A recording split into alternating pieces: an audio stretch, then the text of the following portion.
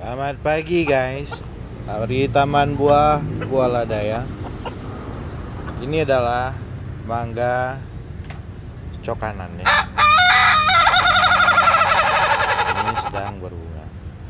Nah, pada mangga cokanan ini itu kita lakukan penempelan ya, kombinasi dengan beberapa mangga lain. Ini adalah mangga coconut Pakistan. Jadi mangga coconut Pakistan, dan ini ada mangga red Devon. Nah, sebenarnya mangga cokanan ini juga kita sambung ya, kita seedling di mangga lain ya, mangga sembarang. Ini pohon kue ini di bawahnya, mangga kue ini.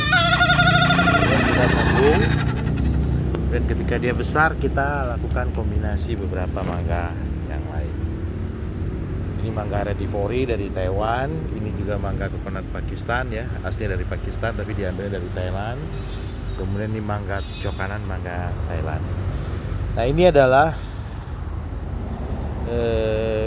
kombinasi dari beberapa macam mangga unggulan. Nah, tapi yang pagi ini saya ingin sharing guys, ingin berpendapat bahwa katakan semacam opini lah, bahwa bukan kombinasinya yang ingin saya tunjukkan, tapi adalah bagaimana seorang petani itu bisa menjadi petani yang cerdas. Ya, dalam arti bahwa petani cerdas itu adalah memakai teknologi yang tepat guna ya. Teknologinya sederhana tetapi impactnya terhadap hasil produksi itu besar. Kebanyakan kita secara tradisional itu kan menanam mangga itu kan pakai biji ya. Katakan biji yang yang mangga yang bagus lah ya. Kita berharap bahwa nanti ketika dia besar nanti anakannya itu sama dengan induknya. Nah, tetapi ternyata pada kenyataannya tidak seperti itu ya. Dia tidak akan sama persis karena sifatnya itu bukan klonal atau bukan cloning. Jadi karena itu ketika kita mengikuti pola-pola tradisional, maka hasil dari pertanian kita itu menjadi tidak efektif dan efisien. Tidak efektifnya kenapa? Yang pertama, kita menunggu menjadi lama ya, karena tentu yang menanam dari biji akan berbeda dengan tanaman-tanaman yang dilakukan, yang ditanam dengan okulasi. Kenapa? Karena tanaman-tanaman okulasi itu adalah tanaman-tanaman yang sudah cukup tua dia ya. Jadi hormon-hormon untuk generatifnya, untuk pertumbuhan bunga itu sudah cukup, sehingga masa produktifnya itu menjadi lebih cepat. Nah, itu dia ya. Nah, jadi kalau misalnya kita nanam dari biji, itu sama dengan kita buang-buang waktu. Artinya untuk bisa berproduksi kita harus menunggu lebih lama dibandingkan dengan tanaman-tanaman yang kita okulasi. Nah, ini adalah salah satu contoh menerapkan teknologi pertanian. Artinya apa? Dari awal kita memilih bibit itu kita sudah mulai memakai teknologi yang tepat guna.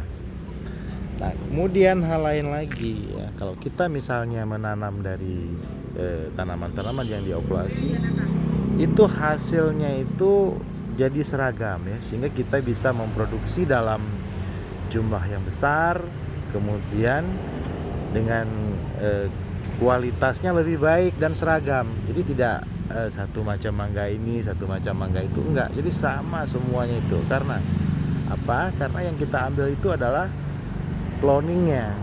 Jadi kalau tanaman-tanaman yang diokulasi, maka anakannya itu akan persis sama dengan induknya. Itu sama dengan semacam transplantasi lah ya, transplantasi pada tanaman, sehingga tidak ada variasi di dalam produksi nanti yang kita berikan.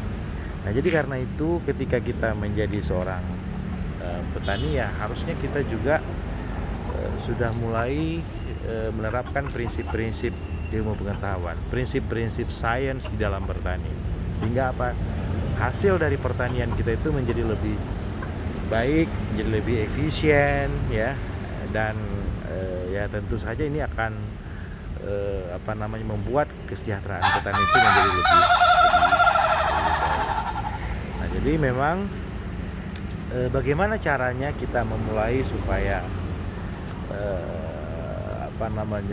kita menjadi petani yang perspektif, petani-petani milenial, petani-petani yang cerdas, ya maka memang mau tidak mau kita memang harus belajar, ya. Ya, belajar itu pada zaman sekarang itu tidak mesti di Fakultas Pertanian atau di mana. Kita bisa belajar di mana saja. Banyak sekali sarana-sarana kita untuk belajar saat ini.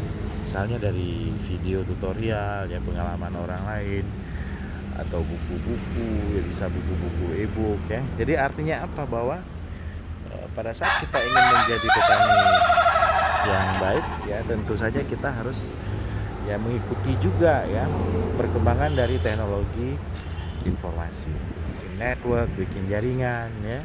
Kemudian dari situ kita baru bisa mulai suatu cara bertani yang lebih baik. Nah, itu yang kami maksud, bahwa petani Indonesia itu juga harusnya menjadi lebih cerdas, ya. Misalnya dari mulai pemilihan bibit unggul, ya, kemudian bagaimana membuat produksi menjadi lebih cepat, ya, kemudian hasil produksi yang berkualitas, ya, cara pemupukan, ya, atau juga mungkin mempelajari struktur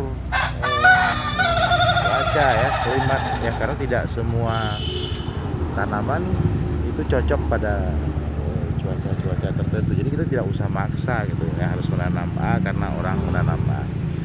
Nah, tidak kalah pentingnya juga adalah melihat bagaimana dengan pemasaran hasil nantinya, ya. Jadi setelah kita memilih bibit, kemudian mengembangkan sarana dan prasarana produksi, ya, seperti pengangkutan apa segala macam, kita juga tidak kalah pentingnya memilih komoditi yang memang secara ekonomi itu komersil. Jadi misalnya kita menanam satu varietas tertentu yang memang diminati oleh pasar, ya, baik oleh pasar domestik atau mungkin pasar ekspor. Nah, itu adalah salah satu bentuk dari kecerdasan kita di dalam bertani, ya, sehingga petani itu tidak identik dengan kemiskinan, dengan kebodohan, ya, atau dengan hal-hal lain yang tidak begitu dilirik gitu, ya, bukan profesi yang menjanjikan. Padahal bertani itu asik, ya, sehat, ya, kemudian juga bisa menghasilkan, ya, kalau kita bisa memilih produk-produk yang kita tanam dengan cara-cara yang baik, efisien, dan tentu saja menjadi bagian dari petani cerdas, ya, dengan menerapkan prinsip-prinsip sains, prinsip ilmu pengetahuan, yang tentu saja teknologi-teknologi yang tepat guna, ya, karena banyak juga teknologi-teknologi pertanian yang canggih tetapi sebenarnya tidak cocok, ya, tidak cocok kita terapkan pada tempat-tempat tertentu. Yang bisa kita lihat ada bagaimana misalnya teknologi-teknologi yang mahal skala pabrik kita bisa terapkan di skala rumahan. Ini adalah salah satu contoh misalnya yang bagaimana melakukan okulasi saja, ya. Jadi kita nggak mesti beli bibit, kita bisa punya seedling sendiri, kemudian punya entres, kemudian kita bisa lakukan sendiri, ya. Ini kalau kita beli mangga kombinasi yang begini 3 macam ini bisa mahal, ya. Jadi ternyata kita buat sendiri gratis dan gampang. Oke guys, selamat pagi, salam cerdas untuk petani-petani Indonesia.